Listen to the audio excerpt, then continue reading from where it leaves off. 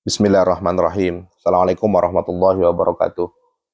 Setelah kita mempelajari tentang macam-macam i'rab, yaitu rofa, nasab, jar, dan jazm, kali ini untuk melanjutkan pembahasannya, kita akan mempelajari tentang mengenal struktur dasar suatu kata atau kalimat, sehingga nanti kita akan bisa menentukan kedudukan sebuah kata ini, apakah rofa, nasab, jar, atau jazm.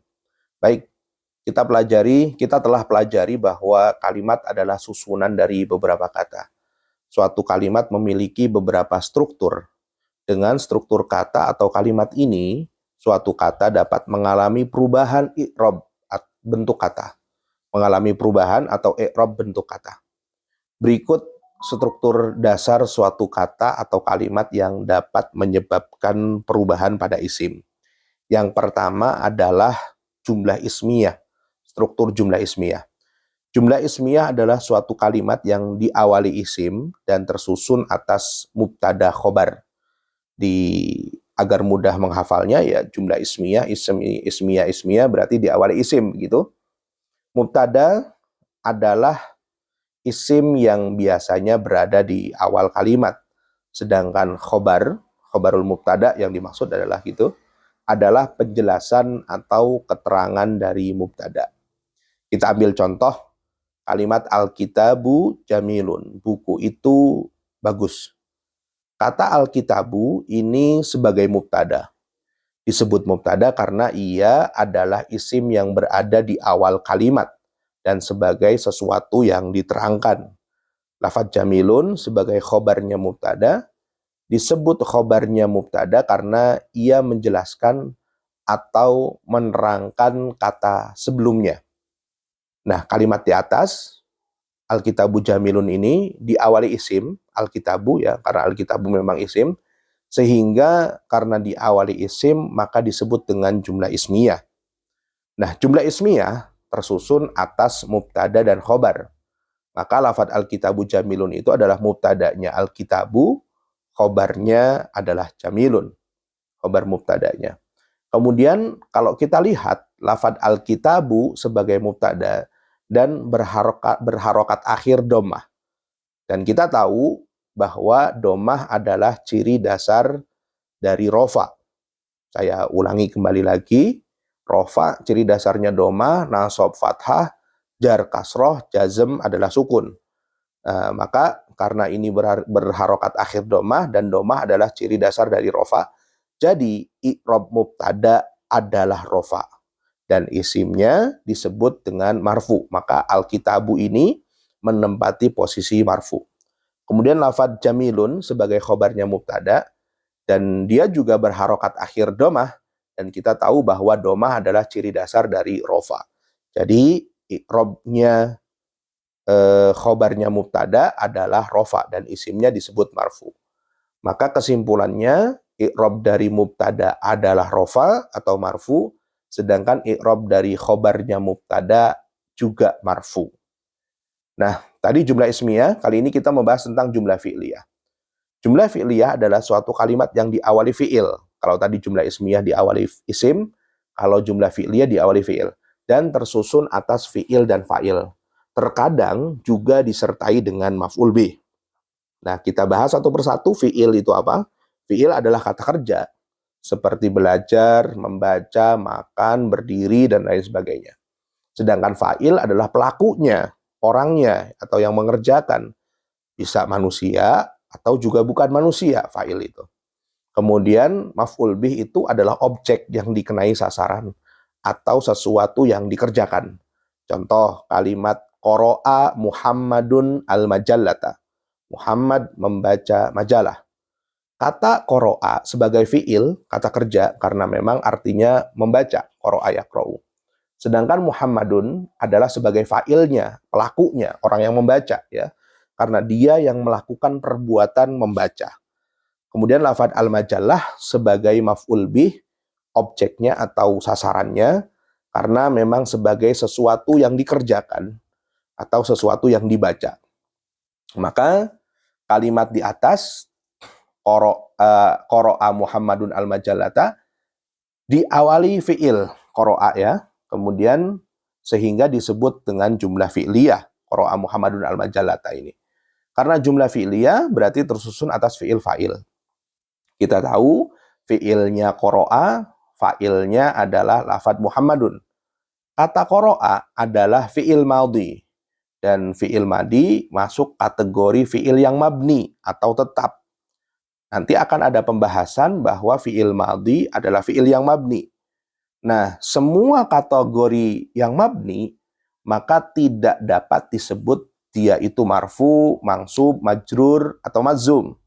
Nah, sesuatu yang disebut dengan marfu, mansub, majrur, dan mazum, apabila dia itu mu'rab, berubah. Maka ada sebuah istilah mu'rab itu berubah, i'rab itu adalah perubahan. Jadi suatu kata, isim atau fi'il disebut marfu, mansub, majrur, dan mazum apabila dia ini kategorinya mu'rab, berubah. Kalau dia mabni, maka tidak disebut marfu, mansub, majrur, dan mazum. Maka lafadz qara'a tidak kita sebut sebagai marfu, mansub, majrur, dan mazum. Jangan sampai salah faham menganggap bahwa qara'a ini statusnya sebagai mansub. Mentang-mentang harokat akhirnya fathah. Ini yang perlu difahami. Kemudian qara'a tadi mabni, kemudian Muhammadun sebagai fa'il, dan dia berharokat akhir dhammah. Dan dhammah adalah ciri dasar dari rofa. Jadi i'rab fa'il adalah rofa dan isimnya disebut marfu. Kemudian sedangkan lafadz al-majallata adalah sebagai objek atau sasaran yang disebut dengan maf'ul bih. Dan dia berharokat akhir fathah. Dan fathah kita tahu dia adalah ciri dasar dari nasab. Saya ulangi, rofa, doma, nasab, fathah, jar, kasroh, jazm, sukun. Maka kalau fathah berarti dia ciri dasar dari nasab. Maka i'rab maf'ul bih adalah nasab. Dan isimnya, lafadz majalah ini disebut dengan mansub. Tadi sudah kita pelajari. Nah, kesimpulannya i'rab dari fa'il adalah rofa, i'rab dari maf'ul bih adalah nasab. Agar tidak lupa, kita ulangi. Yang pertama, i'rab dari mubtada adalah marfu, i'rab dari khobar adalah marfu, kemudian i'rab dari fa'il adalah marfu, i'rab dari maf'ul bih adalah mansub. Kemudian kita lanjutkan struktur yang ketiga yaitu huruf jar plus isimnya, jarun wa majrur.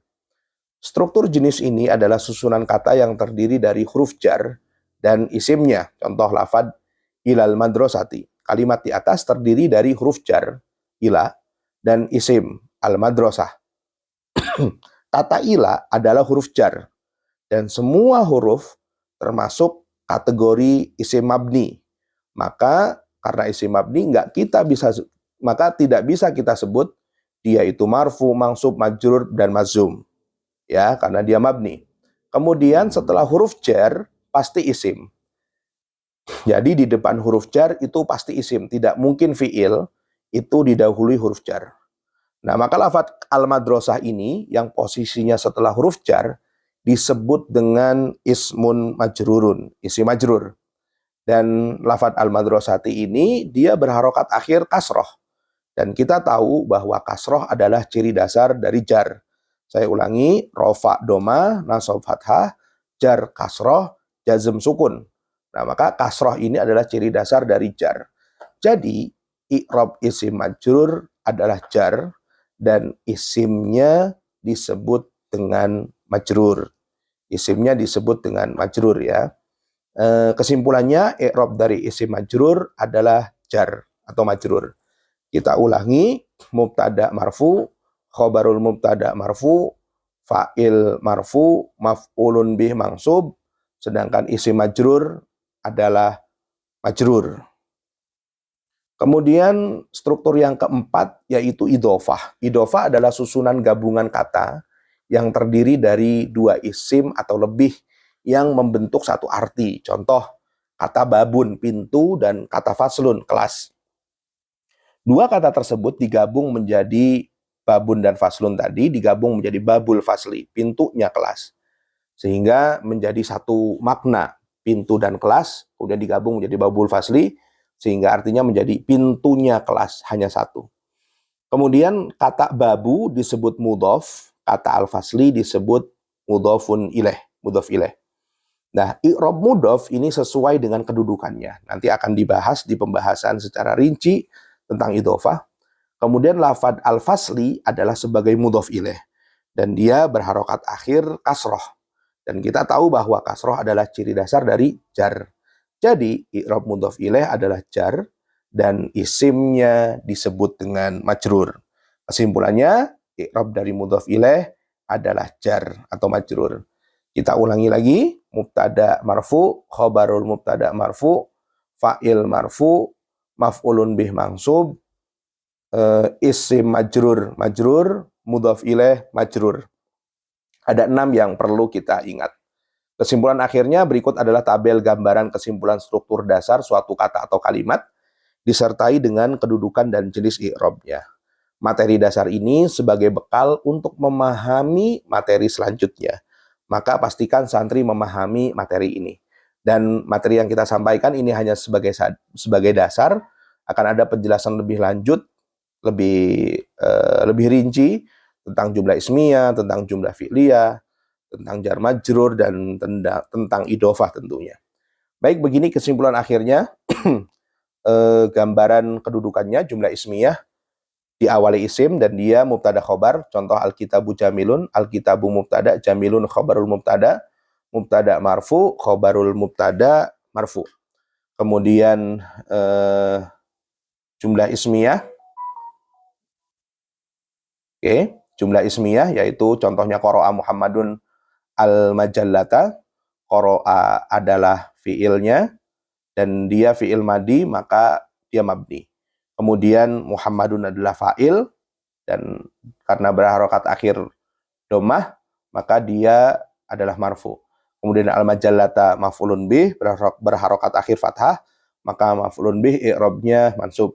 Kemudian yang ketiga jar majrur, jarun wa majrurun, tambah tasdid. Kemudian ilal madrasati, contohnya ilal madrasati, ila harfu jarin dan dia mabni, maka nggak kita sebut marfu, mansub, majrur atau mazum. Kemudian al madrasati adalah ismun majrurun posisinya, dan karena harokat akhirnya kasroh maka dia i'rabnya majrur.